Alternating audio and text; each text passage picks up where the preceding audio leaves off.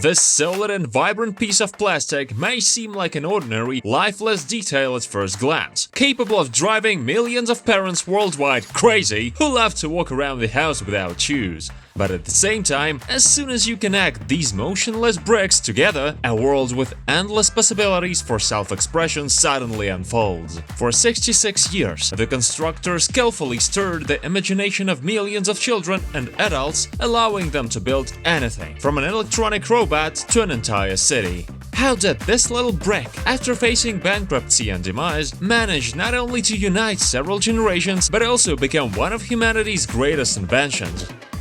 This is the story of Lego.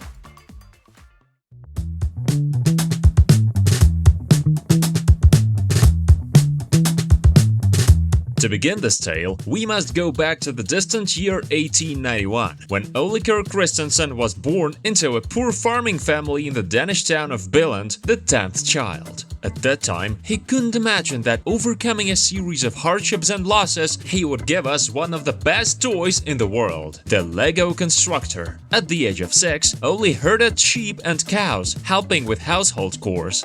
At 14, he learned the carpentry craft, and at 20, he went to Germany and Norway for work.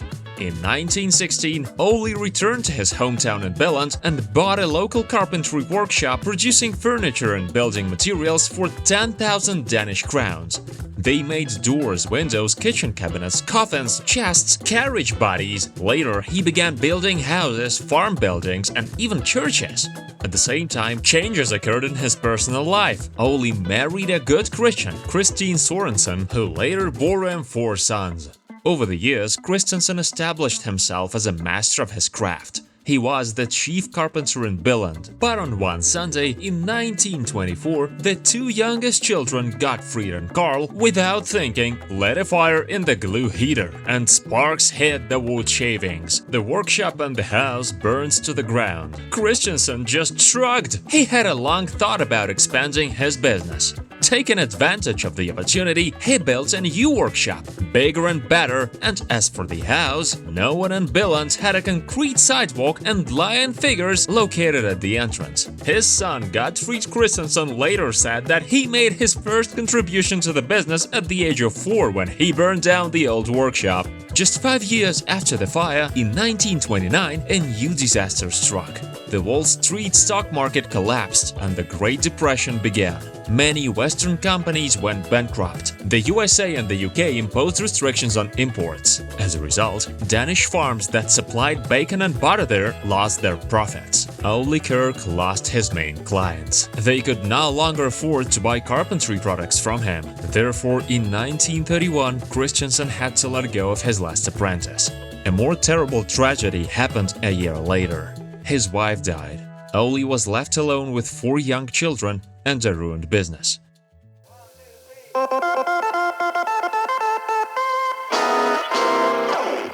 In 1932, Ole started making ladders, tools, ironing boards, the only things he could make a living from at that time. After processing the wood, he had leftovers, and he turned them into toys for his children. However, soon, Ole had a brilliant idea: selling these very toys.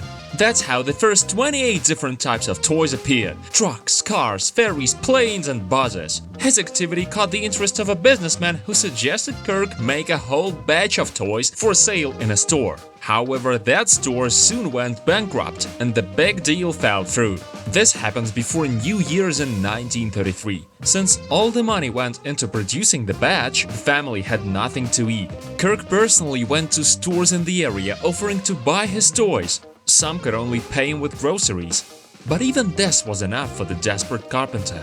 In 1934, the National Association of Danish Enterprises, of which Ole was a member, offered him to exhibit his toys at a trade fair in Fredericia and provided him with a free exhibition space. The exhibition drew even more attention to the toys. By the end of the year, the workshop's profit was 4,000 Danish crowns, equivalent to $8,000 in today's money, and the carpenter was able to hire 3 employees. In 1935, Christensen was so inspired by his success that in order to improve the quality of the products, he decided to buy an expensive woodworking machine for 3,000 Danish crowns, while the total income of his workshop was 9,000 Danish crowns. For comparison, at that time, you could buy a house for 45,000 Danish crowns. He asked his brothers and sisters to act as guarantors in the bank, as the amount was very large. But the family asked him to do something more useful and get the toys out of his mind. Nevertheless, some still trusted the brother and didn't go wrong. By 1936, the workshop already had an assortment of 42 different toys. Among the popular ones were yo-yos for 4 Danish crowns and the famous duck on wheels for 3 Danish crowns. Over 12 years of production, it was presented in 100 variations, and today many collectors are hunting for it. Soon, Oli decided to switch solely to toy production. But the old name of the company, Billund Woodworking Workshop, no longer suited. They decided to organize a competition among employees for the best brand name. The winner was supposed to get a bottle of homemade wine, but Oli won the competition himself. He was torn between Legio from the English Legion of Toys and Leg Godt, which translates from Danish as play well. In the end, by combining the 2 Danish words, he got Lego. A little later, people noticed that in Latin, this word also means I assemble, so everything came together perfectly. The company's logo had to undergo a huge number of changes until in 1998 they came up with the most perfect version.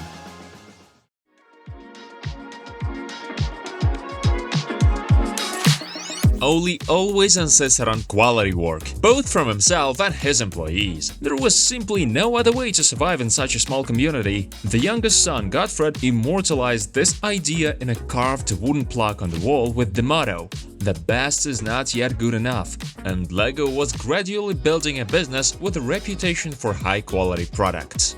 In 1939, World War II began. However, it didn't affect the demand for toys. On the contrary, it became higher than ever. In the first 2 years of the war, Lego doubled its sales. The thing is that initially, Denmark stopped importing foreign goods and later banned the use of metal and rubber in the production of children's toys. Thus, Lego, with its wooden toys, instantly got rid of many competitors in the market. But happiness was short-lived. In 1942, a short circuit led to a fire in the electrical wiring. Equipment, models, drawings and plans were destroyed, and insurance covered only part of the losses. 50-year-old Oli no longer wanted to rebuild the workshop, but only a sense of responsibility to his family and 15 employees forced him to take out a new loan from the bank. So thanks to several loans, one of which was $73,000, instead of a woodworking plant, the first specialized toy factory with an area of 2,300 square meters was built. It became much more modern and better adapted to mass production. As a result, Lego's productivity increased, and the number of employees grew to 40. After the war, Ole Kirk found it increasingly difficult to obtain high-quality beechwood. In addition, plastic toys began to conquer the market, so Kirk decided on a risky move again. In 1947, he bought an expensive plastic molding machine, a thermoplastic machine for $5,000, when the company's annual turnover was only $70,000. The company began to produce its plastic toys, which became popular. The most expensive toy turned out to be the Ferguson tractor for $2, and to design and create such a mold, $4,000 was needed. For comparison, a real tractor at that time cost $1,000. And the best-selling toy of the late 40s was a gun. First wooden, then plastic. But let's give credit, this was the first and last such toy of the brand. Christensen was a pacifist to the core and absolutely didn't want to make toy weapons. This principle is still followed by the company, although there are exceptions for movie-themed sets. And now the most interesting part. When the thermoplastic machine was brought to the factory, by the way, the first one in Denmark, along with it came samples. Plastic toys from the Kitty Craft company, and one of them was an interesting brick. Yes, it turns out that it wasn't Lego that invented the construction set, although the idea was not new. For example, the British company Minibricks had been producing something similar since the 1930s. Kitty Craft and its leader, the British psychologist Hilary Page, who studied the role of play in child development, came up with the design and patented the principle of blocks that can be joined together. But as it turned out, the Brit didn't see the potential in this game, therefore Kitty Craft almost gave away the patent for the plastic brick. However, to jump ahead, in 1981 LEGO will pay $90,000 for all the remaining rights to the Kitty Craft design.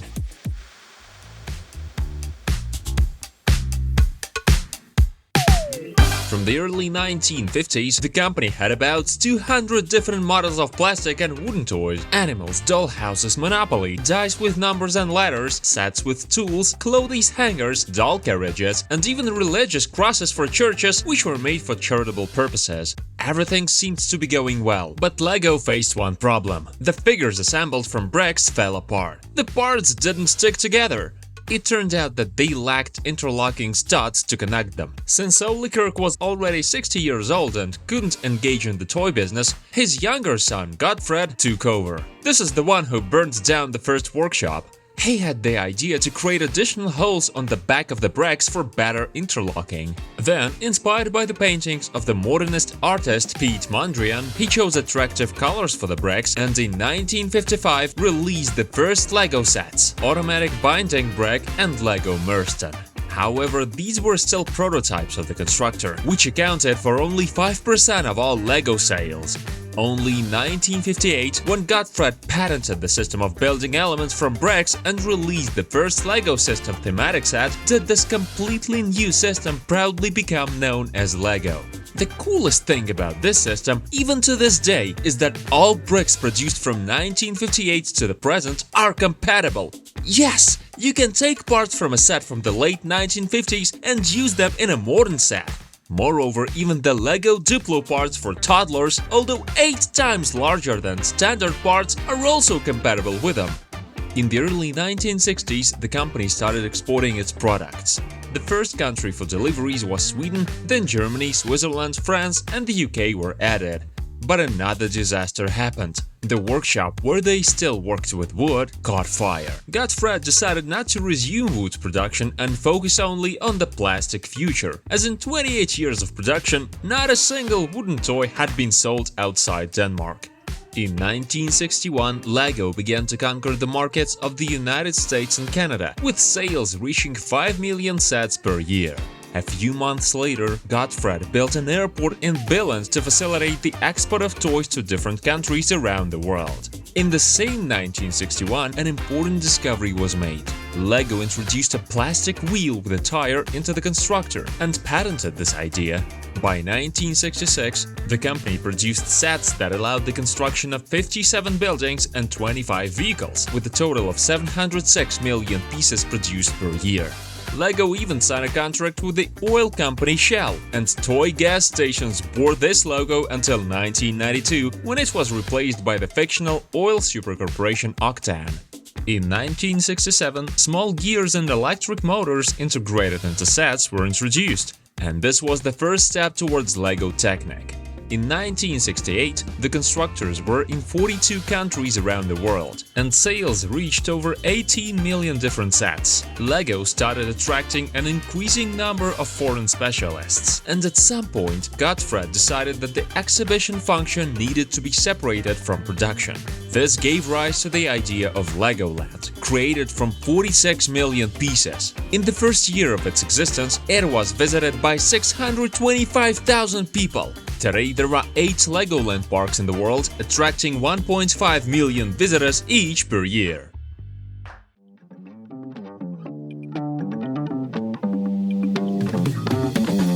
In the 70s, the company had more than 900 employees, and over 70% of European families had LEGO sets at home. In the world of play, there were trains and cars, houses and roads, airports and train stations, but only one thing was missing: a person.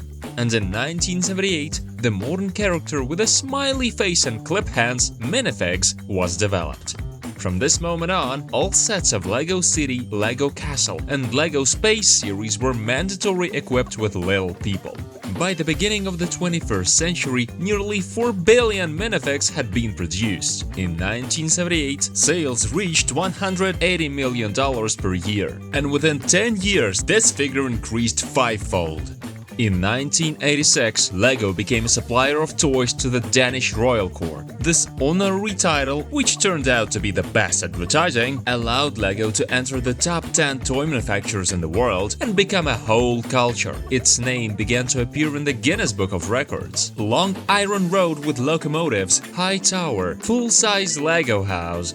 But in the 90s, it sharply turned out that the company's patents on its main LEGO products were expiring. Competitors quickly began to push the Danes out of the market, flooding store shelves with copies of the famous constructor, less quality but cheaper. LEGO was getting squeezed by imitators, Tyco, Megablock, Slepen, and dozens of other companies. In 1998, LEGO reported record losses of $48 million on revenue of $150 million.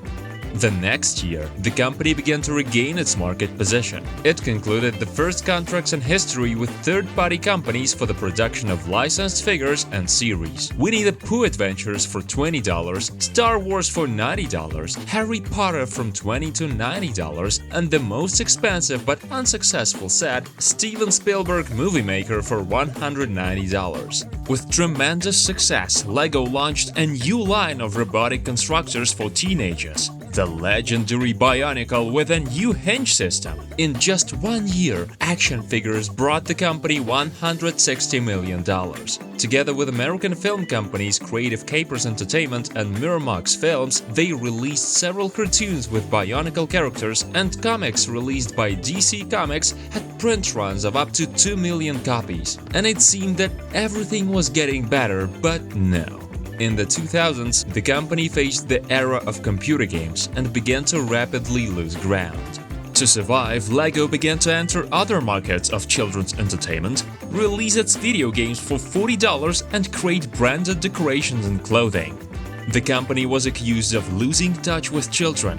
In 2003, the corporation's sales worldwide fell by 25%. Losses amounted to $229 million, and the external tax debt reached $732 million. Rumors were circulating. Children have driven LEGO crazy.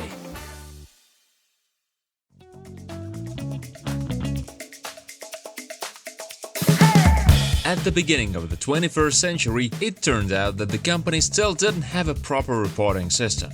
And no one in the management knew exactly how LEGO was making money and where it was losing. It reached a point where 90% of the parts designed for sets were used only once, and the cost of a mold for casting could reach $60,000. To overcome the crisis, they elected a new CEO, Jørgen Vik Knudstorp. He closed third-party projects, unpopular series, and gave up video games. Interestingly, as soon as he did that, games with yellow characters gained success. For example, the LEGO Star Wars 2, the original trilogy game in 2006, collected $1.1 million in the first week of release. Knudstorp reduced the company's expenses by $150 million and reduced the number of employees from 8,000 to 4,500. In 2008, they launched LEGO Ideas, a program that allowed fans to propose ideas for their own sets. If the idea was approved and went into commercial development, the author received 1% of the retail sales of the set. Thanks to this, creations like the car from Back to the Future, the coffee shop from Friends, Tesla's Cybertruck, Totoro, Cybercow, and much more came to life. Over the years, these decisions brought several truly popular products to the market, including Ninjago, Mindstorms, and LEGO Architecture. The company continued to expand the number of licenses, adding Indiana Jones, The Lord of the Rings, and Marvel to them. In 2011, 13 LEGO sets even made it to space on the ISS, and the next year, LEGO bricks stepped onto screens. The LEGO Movie grossed $500 million worldwide. The film laid the foundation for the LEGO Cinematic Universe. All this allowed LEGO in 2015, with revenue of $5.2 billion, to become the world's largest toy manufacturer, surpassing Mattel with their Barbie dolls and slimes, and Hasbro with colorful ponies and Transformers.